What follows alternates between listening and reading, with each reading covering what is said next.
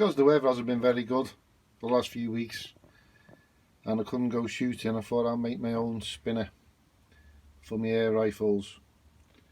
So this is what I made. I had a plate steel, wood for the frame. You can see the bit that spins when you shoot them there. Turn it on the side.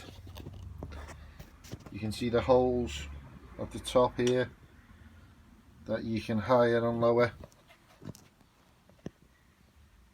his assets to make it easier or harder to shoot.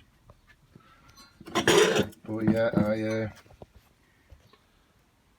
hope you like my spinner.